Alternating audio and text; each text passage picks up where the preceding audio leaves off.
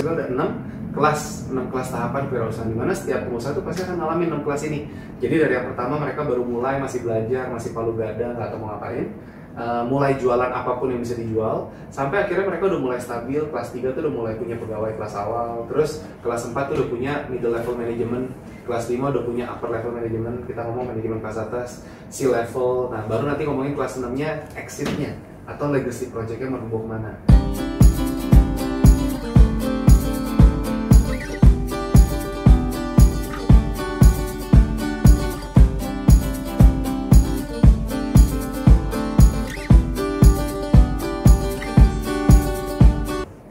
Kembali dengan saya Tias Cipta. Apa kabar? Saya berharap teman-teman semua sehat dan bahagia. Salam sukses, dahsyat, luar biasa untuk kita semua.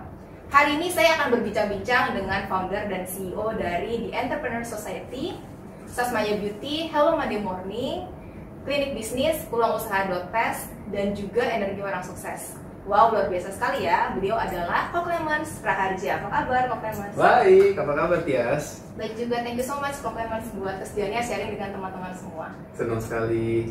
Jadi kita sharing apa nih? Ko Clemens boleh cerita-cerita tentang visi dari The Entrepreneur Society gitu, dan tujuan diciptakannya The Entrepreneur Society gitu. Dan kegiatannya apa aja? The Entrepreneur Society itu sebenarnya kita adalah sebuah komunitas pengusaha yang dulu dari teman-teman juga akhirnya kita bikin bareng-bareng dan mulai akhirnya terbentuk menjadi satu organisasi.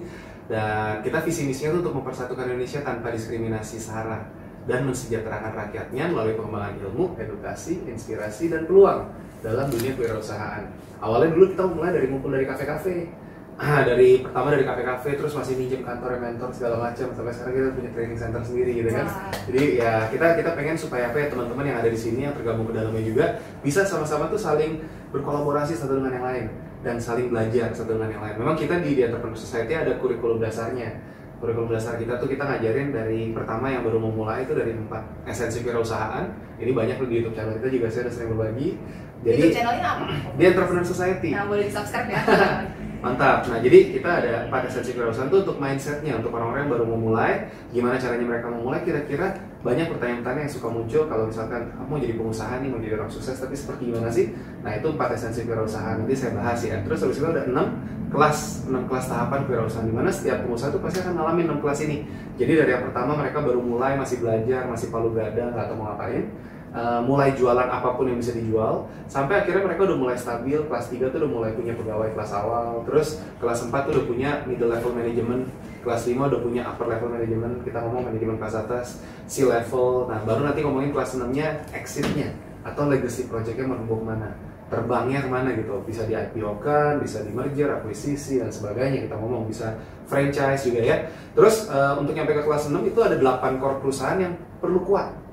Jadi dari mindsetnya, dari penjualannya, gimana caranya jualan segala macam. Terus kita ngomongin dari branding, marketing, PR, kita ngomongin dari business automationnya, dari online integrationnya, dari leadershipnya, dari ini semua kita bahas itu kan. Jadi benar-benar komprehensif, dimana kalau memang teman-teman setia dan ikut sama event-eventnya aktif, itu pasti bisa naik ke kelas 6 tuh gitu.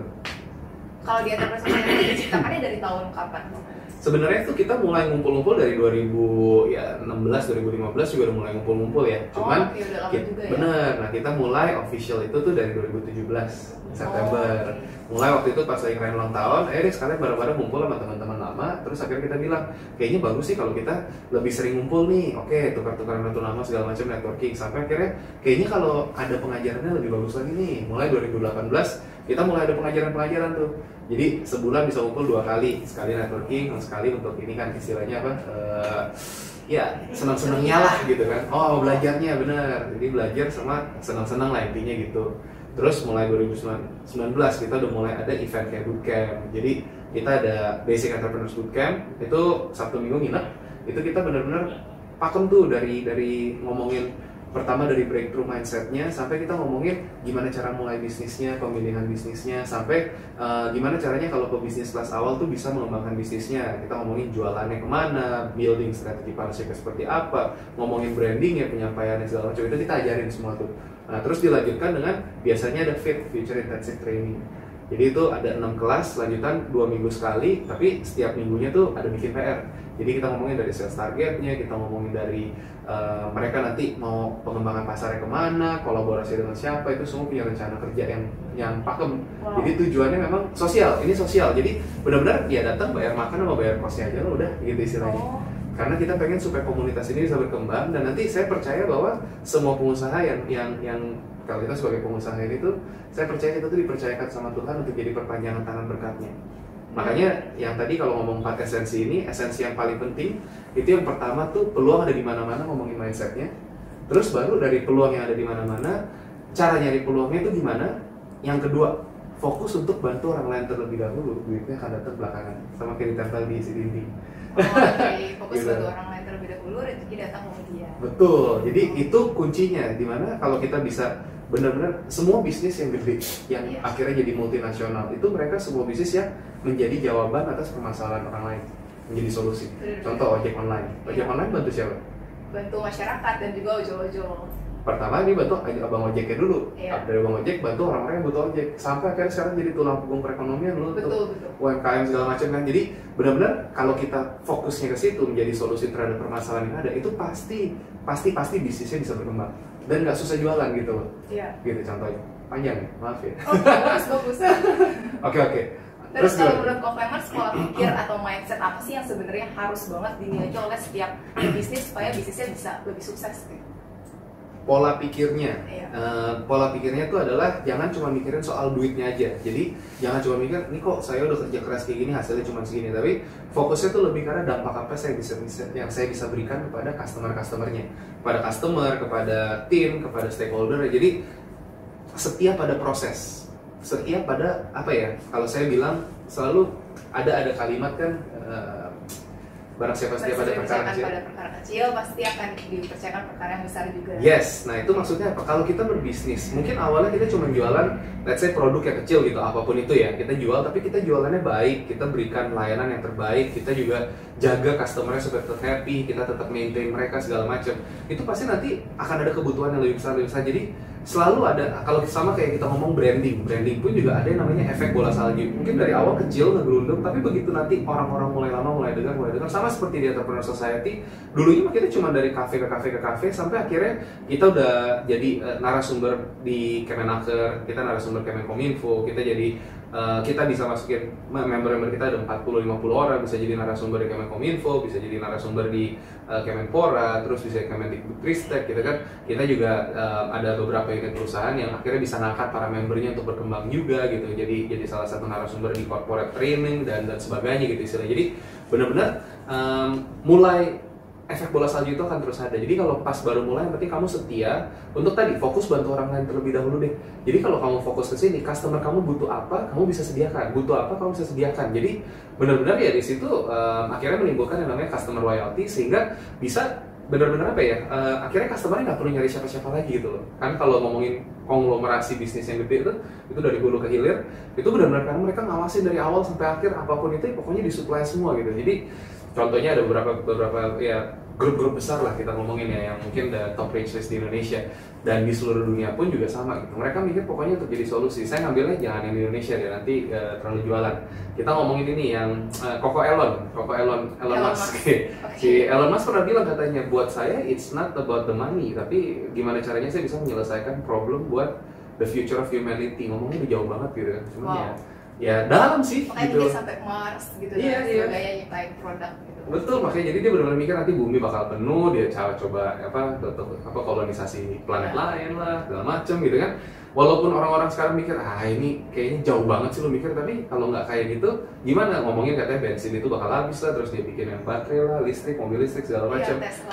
Jadi kita ngomong ya semua itu menjadi jawaban dari permasalahan yang ada sekarang gitu kan. Karena mungkin ngomongin polusi, mungkin ngomongin apa ya, jadi kalau bisnisnya mau berkembang, ya kita fokusnya untuk terus berusaha yang terbaik buat customer kita, satisfy mereka deh intinya gitu, singkat cerita. Kalau Coflamers kan sering jadi pembicara ya, sering kasih training di mana-mana. Biasanya Coflamers kasih trainingnya topiknya kebanyakan tentang apa aja topiknya?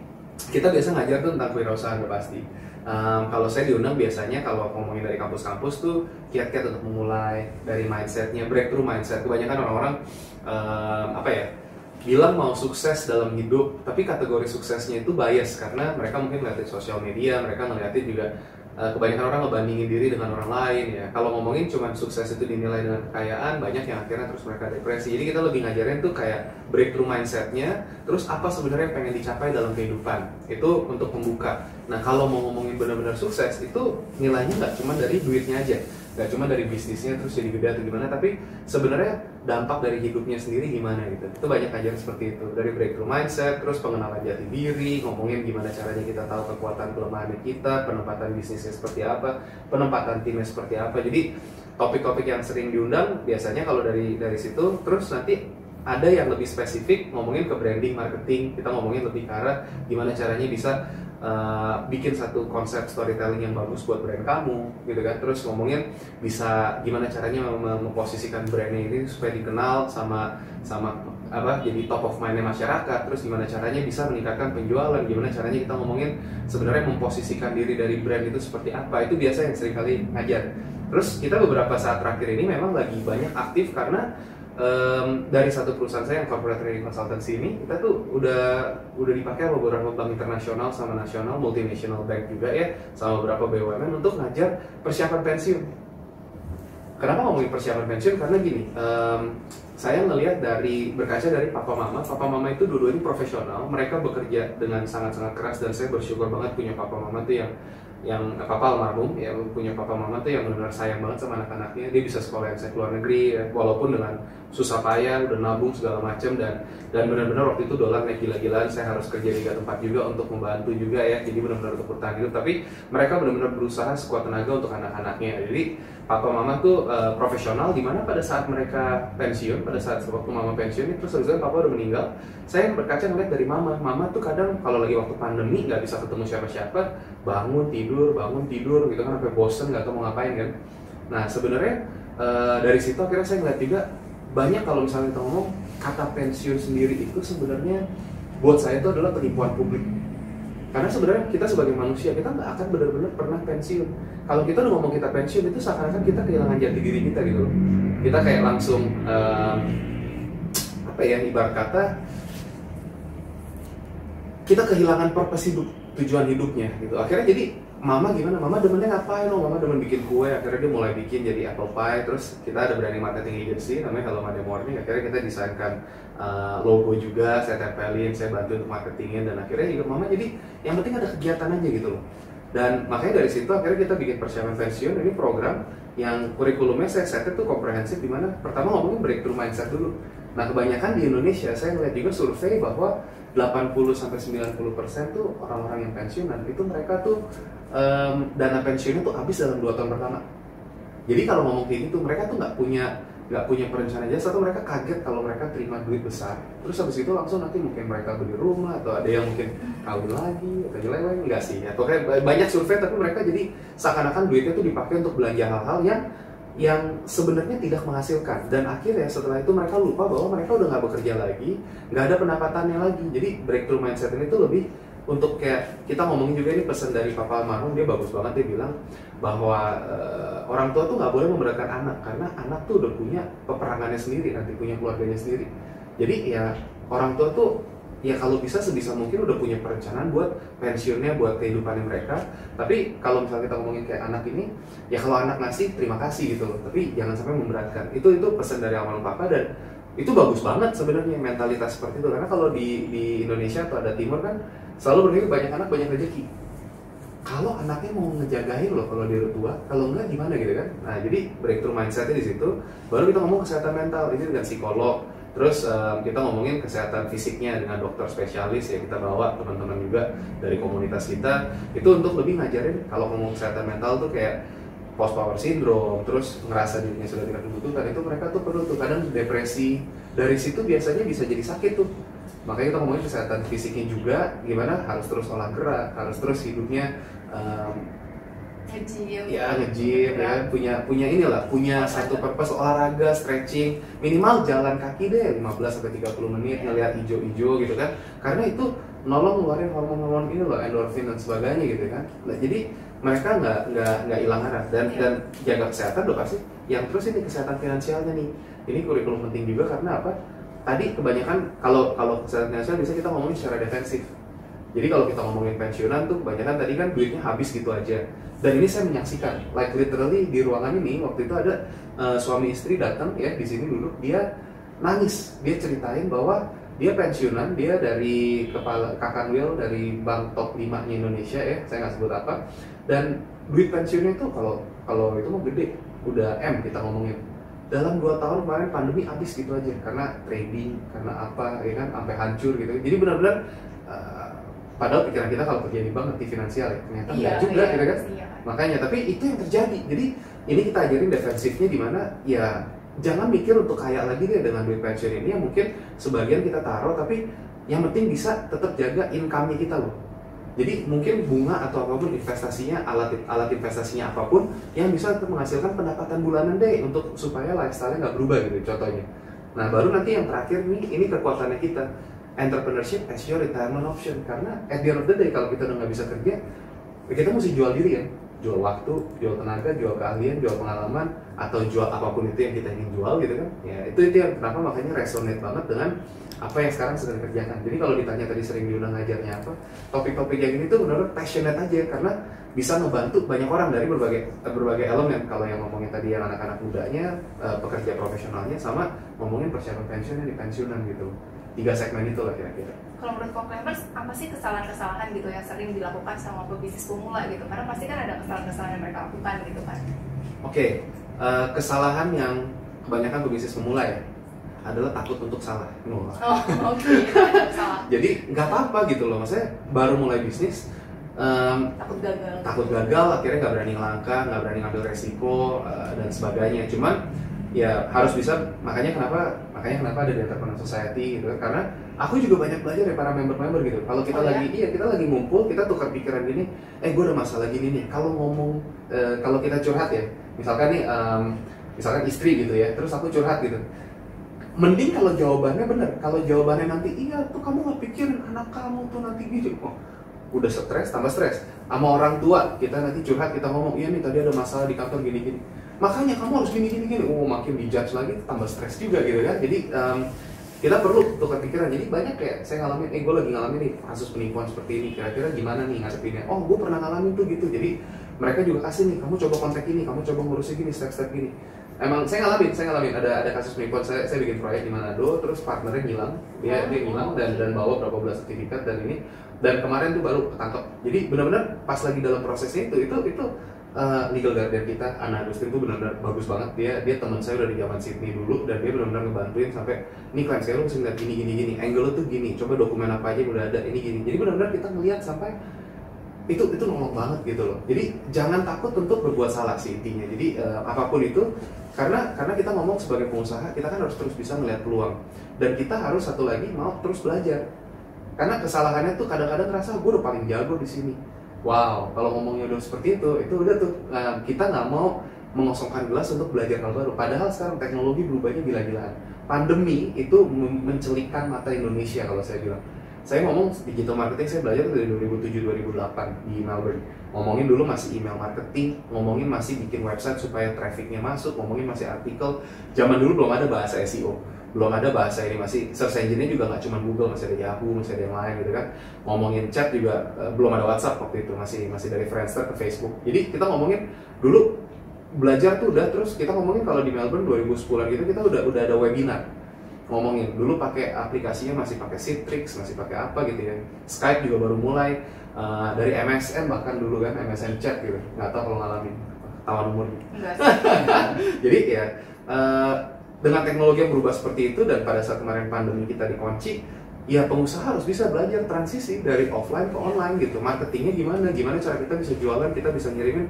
Kita nggak cuma nunggu bola, kalau dulu biasa restoran kita rame gitu, orang-orang ngunjungin. Kita harus bisa mungkin delivery, kita harus bisa juga dengan ojek online segala macam. Mau nggak mau kita harus terus belajar. Jadi kesalahan pengusaha kelas awal itu biasanya satu, mereka ngerasa dirinya paling pintar dan ngerasa udah paling bagus segala macam, sampai mereka tidak lagi berkembang, sama mereka takut gagal. Jadi nggak berani ngelangkah gitu. Jadi ya either yang satu benar-benar pede banget, yang satu benar-benar nggak pede banget. Kalau bisa itu di-combine, justru akan jadi satu powerful force di mana kita bisa terus gali potensi diri. Kayak kita contoh, sayangnya hari ini pas lagi ini direkam itu hari pendaftaran terakhir. Jadi pendaftaran terakhir buat kemarin kita ada kerjasama dengan Singaporean Government ya untuk ngajarin ada free e-course itu 14 kali pertemuan online itu dari artificial intelligence ya kan. Itu kita ngeliat artificial intelligence sama cyber security ya nyambung nggak nyambung, tapi kita bisa belajar sebagai pengusaha pengen tahu gitu kan. Cuman kayak kita ngomongin artificial intelligence kayak kita di branding marketing agency. Sekarang kalau ngomong bikin konten, udah berapa banyak tuh aplikasi-aplikasi yang udah bisa nulis dari kalau bahkan sampai gambar, generate images. Jadi AI itu berkembangnya sedemikian gilanya. Kalau kita sebagai pengusaha terus kagak mau tahu soal gituan, lah how gitu loh. Deh ketinggalan gitu. Jadi ya itu contoh-contoh lah program-program kita yang ada di Entrepreneur Society yang nyambung sama teman-teman. Maaf ceritanya kemana-mana. Kalau menurut co-climbers apa aja sih suka duka gitu, suka duka yang sering dialami sama para pebisnis gitu, suka dukanya apa aja sih gitu, atau mungkin dari teman-teman Entrepreneur Society gitu, suka dukanya apa aja sih yang bisa dibagikan gitu? Banyak. Oke, sekarang entrepreneurship tuh kesannya adalah sesuatu yang wah, yang keren, yang ini. Dulu enggak. Dulu saya waktu kuliah nih ya, mau kuliah tuh awalnya mau kuliah sama papa tuh mau jadi apa Clarence gitu. Ya aku mau kuliahnya chef. Dia bilang mau sih jadi chef dulu. Ya kan terus karena emang demen masak nyoba-nyoba. Terus habis itu dia bilang katanya mau jadi chef, kamu mau ngapain? Chef zaman dulu cuma D3. Diploma. Jadi belum ada S1, belum ada bachelor. Nah, jadi dia bilang kalau cowok tuh harus S1. Akhirnya ya kalau jadi chef mau ngapain nih? Ya mungkin suatu saat bisa punya restoran sendiri gitu kan. Sampai akhirnya terus dia bilang kalau gitu kamu mau bisnis kamu harus bisa ngitung duit. Papa itu akuntan. Papa itu punya KAP waktu itu sama om partner ya di sana. Jadi papa itu introvert, melankolis, pragmatis. Jadi dia bilang ya kamu harus bisa ngitung duit. Akhirnya jadi saya kuliahnya akuntansi keuangan. Jauh banget dari chef ya. Ya. Tapi passion nggak itu? Enggak, saya itu ekstrovert, sanguin, koleris. Jadi bertolak belakang. Iya, kelihatan banget sih pasti sanguin koleris. Iya. Nah, bayangin waktu dulu pas lagi ngomongin kuliah, terus kerjanya jadi finance business manager, ngurusin keuangan. Gila itu duduk di belakang meja tuh, bosen banget, buset gitu kan. Tapi justru mesti ngalamin ini gitu kan, dimana nggak ada penyesalan. Maksudnya saya kuliah itu pun juga karena belajar jadi cover kelemahan ya, karena orang-orang ekstrovert biasanya nggak detail. Nah, jadi karena gitu kita bisa membaca laporan keuangan, bisa nggak ditipu lah intinya, bisa baca laporan keuangan, bisa tahu nih ini ada penggelapan atau apa segala catatan, ngerti gitu. Jadi ada bagusnya juga. Tapi kalau ngomongin suka duka tuh ya kayak apa ya, suka dukanya tuh kalau mau jadi pengusaha terus si papa mama bilang udahlah kamu tuh gini aja nih biar aman gitu kan. Dulu waktu pertama kali saya keluar dari kerjaan full time saya itu dulu saya area training manager di KFC di Melbourne. Jadi itu gaji tuh lumayan lah, udah lumayan lah gitu kan. Pas saya berhenti ngerintis bisnis full time itu gaji turun tuh tinggal 1/5 di variable income-nya. Jadi ya maka dari tabungan itu tuh diomonginnya tuh kayak apa ya, tuh kamu tuh ngapain sih, aduh udah bagus juga, udah bisa nyicil rumah, udah bisa gini, udah bisa gitu kan, kenapa mesti kayak begini gitu kan istilahnya. Tekanannya banyak dan kita keluar dari zona nyaman, keluar dari arus yang seharusnya.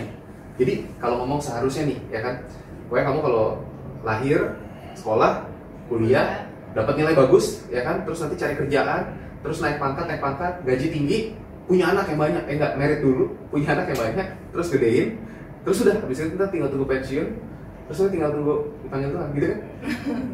kayak itu udah pathway-nya manusia tuh kayak saya refuse untuk menerima itu pathway-nya. Jadi benar-benar kita ya kalau ngomong suka dukanya itu banyak tantangannya gitu kan, banyak ininya, banyak apa namanya.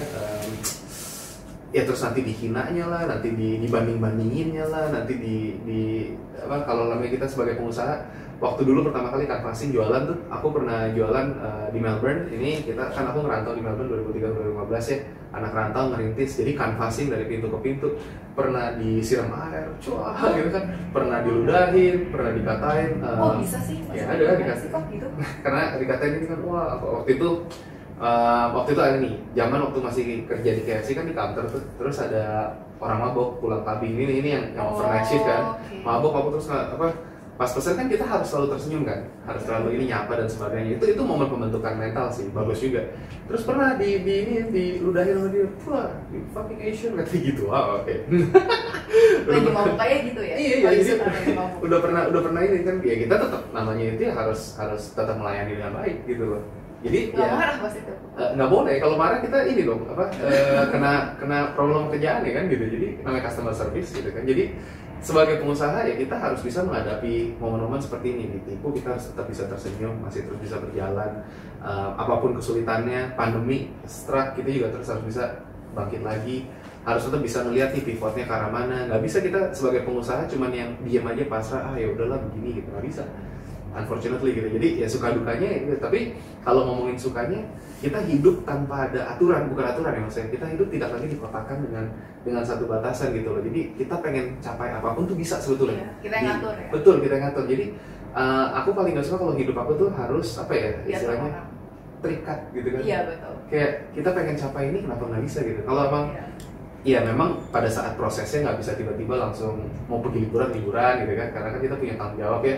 Tapi punya opsi tersebut gitu loh. Jadi ya kenapa tetap, makanya saya selalu bilang advocate of entrepreneur's life.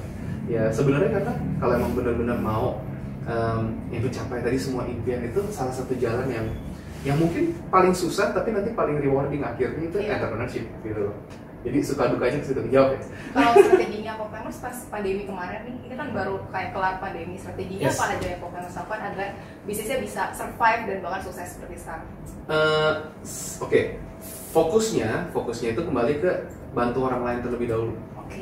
Rezekinya datang. Lagi ya. Itu kembali itu udah pakem. penting. Esensi kewirausahaan nomor 2 itu udah pakem. Kenapa? Karena pada saat kita lakukan itu, kita tahu, kita ngelihatnya, cara kita ngelihatnya adalah segmen pasarnya tuh siapa aja yang butuh.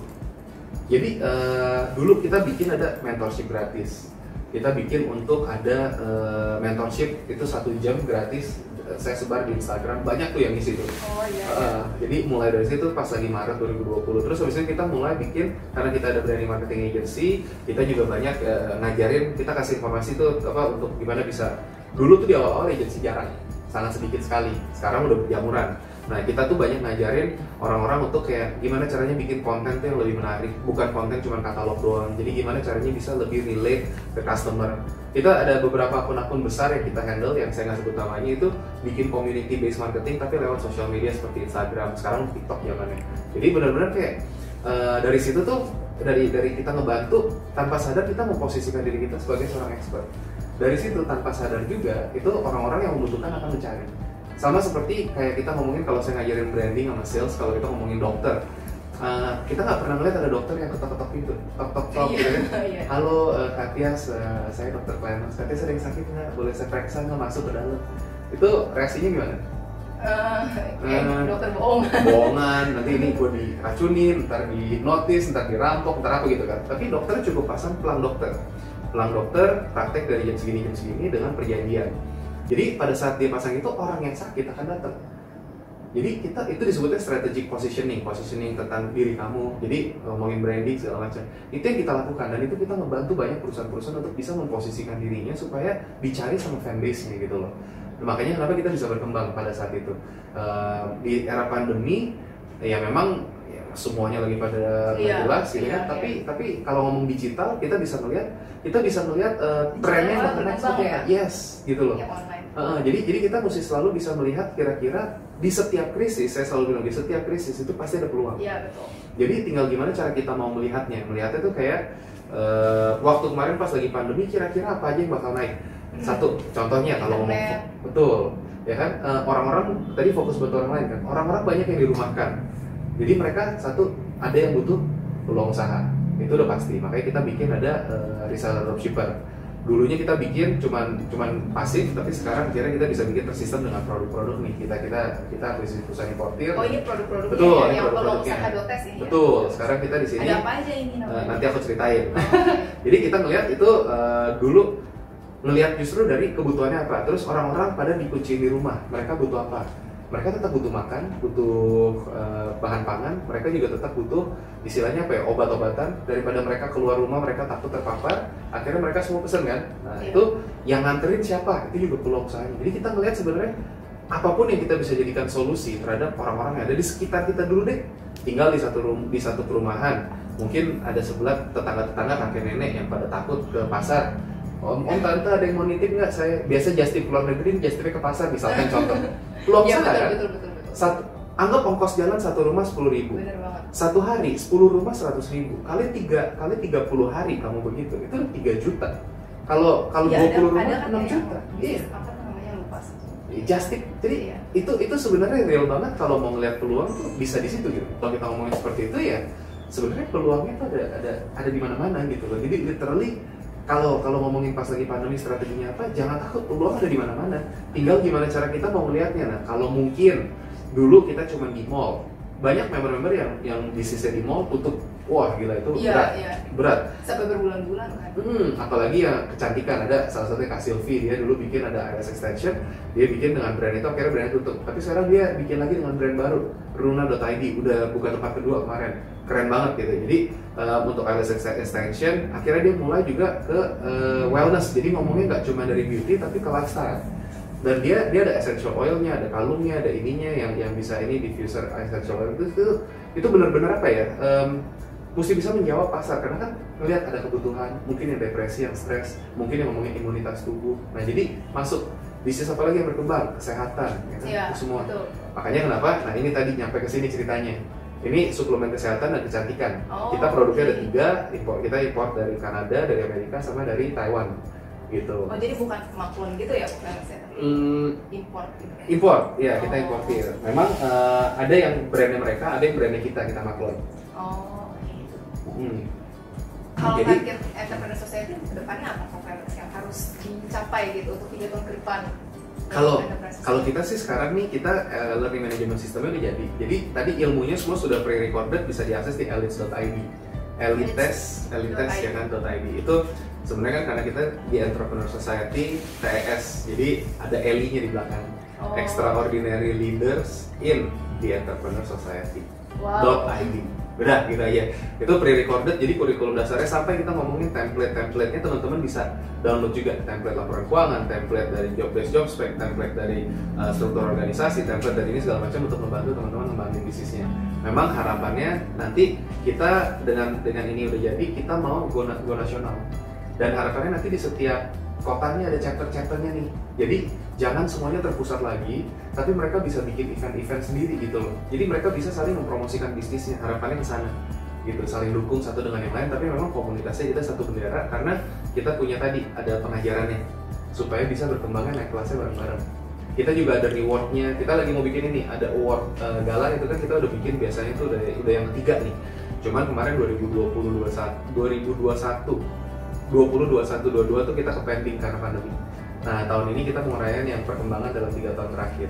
Jadi teman-teman yang ada social impact-nya, yang ada ininya, kita pengen bikin itu. Jadi semoga ini bisa lebih insentif buat ya teman-teman di komunitas untuk terus menjadi kepanjangan tangan berkat Tuhan tadi bagi sesama.